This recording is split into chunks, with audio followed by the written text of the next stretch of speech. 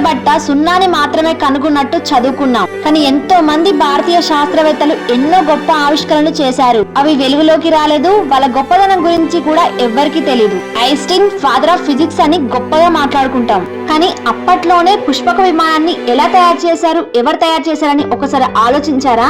మొదటగా విశ్వకర్మ బ్రహ్మ కోసం పుష్పక విమానాన్ని తయారు చేశాడు. సోలార్ సిస్టమ్ పై పరిశోధనలు చేయక ముందే భారతీయులు నవగ్రహాలను పూజించేవాళ్ళు. సైంటిస్టుల కన్నా ముందే సూర్యగ్రహణం గురించి, చంద్రగ్రహణం గురించి ముందే అధ్యయనం చేశారు. పెళ్లిలో చూపించే అరుంధతి నక్షత్రానికి కూడా ఒక సైంటిఫిక్ రీజన్ ఉంది. అరుంధతి వశిష్ఠ ఇద్దరు అన్యోన్య దంపతులు. వాళ్ళ పేర్లే ఆ నక్షత్రాలకు పెట్టారు. మిగతా నక్షత్రాలకు భిన్నంగా ఈ రెండు నక్షత్రాలు మాత్రమే ఒకదాని చుట్టూ ఒకటి తిరుగుతాయి. కొత్త దంపతులు కూడా ఒకరికొకరు ఎప్పుడు తోడుండాలని సింబాలిక్ గా చూపిస్తారు. మహాభారతం, కురుక్షేత్ర యుద్ధ కాలంలోనే పాండవులు న్యూక్లియర్ బాంబ్ టెక్నాలజీ యూజ్ చేశారని ఎంతమందికి తెలుసు? పూర్వం మునులకు కోపం వస్తే కమండలంలో ఉన్న నీటితో శపించేవాళ్ళు. నీళ్లకంత పవర్ ఉందా, మునులకేవో శక్తులు ఉంటాయిలే అని అనుకునే వాళ్ళం. హిమటో రీసెంట్ గా వాటర్ పైన రీసెర్చ్ చేశాడు. మనం పాజిటివ్ గా మాట్లాడితే నీళ్లు నార్మల్ గా ఉంటాయని, చెడు మాటలు మాట్లాడితే ఆ నీళ్లు విషంగా మారుతుందని కనుగొన్నాడు.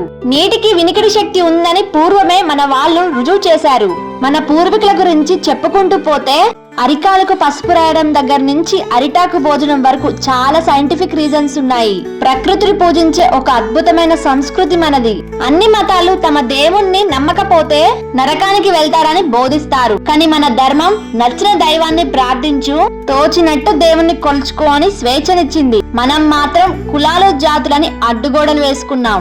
మన పూర్వీకుల విజ్ఞానానికి, వాళ్ళు చేసిన ఆవిష్కరణలకు మనమందరం వారసులం. హిందూ మతంలో దైవత్వం పాటు ఎంతో జ్ఞానం ఉందని గ్రహించండి. అంతరించిపోతున్న మన సంస్కృతి సాంప్రదాయాలను కాపాడుకునే బాధ్యత మనందరిది. Thanks for watching. Please like and subscribe my channel.